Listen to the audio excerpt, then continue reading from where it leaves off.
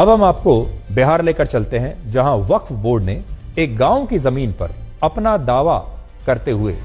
इस गांव में रहने वाले लोगों को 30 दिन के अंदर अपने मकान खाली करने का आदेश दिया है। इस गांव का नाम है गोविंदपुर, जो बिहार के पटना जिले में है। इस गांव में रहने वाली 95% आबादी हिंदुओं की है और इस गांव में कई परिवार वर्ष 1910 से रह रहे हैं और इन लोगों के पास लैंड डीड्स के वो तमाम कागजात हैं जिनसे पता चलता है कि ये जमीन पिछले 114 वर्षों से इन्हीं हिंदू परिवारों के पास है। लेकिन इसके बावजूद वक्फ बोर्ड ने इस गांव में अपना एक बोर्ड लगा दिया और जिस पर लिखा है कि यह जमीन वक्फ बोर्ड की है और इन हिंदू परिवारों को अगले 30 दिन के अंदर इस जमीन को खाली करना पड़ेगा। यह वो बोर्ड है जो लगा दिया गया है गांव में। वक्फ बोर्ड के इस नोटिस के खिलाफ गांव के लोगों ने पटना हाई कोर्ट में याचिका दायर की, जिस पर अदालत ने वक्फ बोर्ड से यह कहा कि अगर यह जमीन वाकई में वक्फ की है तो उसे हाई कोर्ट में इसके सबूत और बाकी के साक्ष्य पेश करने पड़ेंगे। लेकिन वक्फ बोर्ड पटना हाई कोर्ट में ऐसा एक भी सबूत और दस्तावेज पेश नहीं कर पाया जिससे वो इस जमीन को अपनी जमीन साबित कर पाए।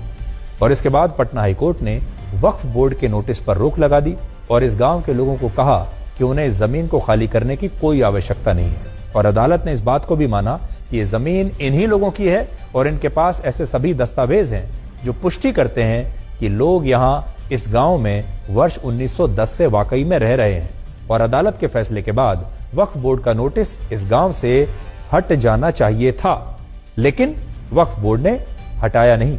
इस गांव के जिन लोगों को भी वक्फ बोर्ड ने उनके मकान खाली करने के नोटिस दिए, वो सभी लोग अब अंदर से बड़े डरे हुए हैं और कह रहे हैं कि आखिर इस देश में यह कानून कब और कैसे बना कि वक्फ बोर्ड किसी की भी जमीन को अपनी जमीन घोषित करके उस पर कब्जा कर सकता है। तो इन लोगों को हम ये बताना चाहते हैं कि यह कानून कांग्रेस पार्टी की सरकारों के दौरान बने थे, जिन्हें यूपीए सरकार ने वर्ष 2013 में और भी ज्यादा सख्त और शक्तिशाली बना दिया था। और अभी हमारे देश का वक्फ कानून कहता है कि अगर वक्फ बोर्ड ने आपकी जमीन पर अपना दावा किया है तो आपकी जमीन तब तक वक्फ बोर्ड की मानी जाएगी जब तक आप इसे खुद अपनी जमीन साबित नहीं कर देते।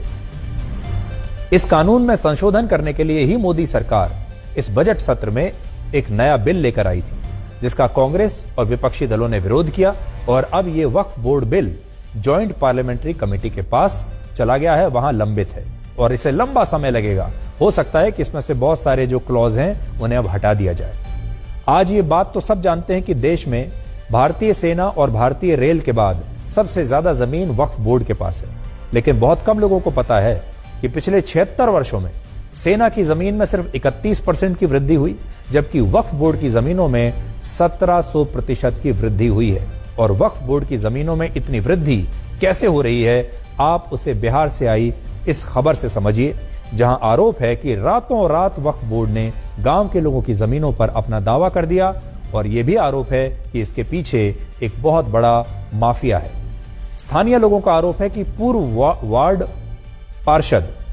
मोहम्मद बबलू का मकान भी इसी जमीन पर है, जिसे वक्फ बोर्ड ने अपनी जमीन बताया है। लेकिन मोहम्मद बबलू को वक्फ बोर्ड ने जमीन खाली करने का नोटिस नहीं दिया, लेकिन बाकी के हिंदू परिवारों को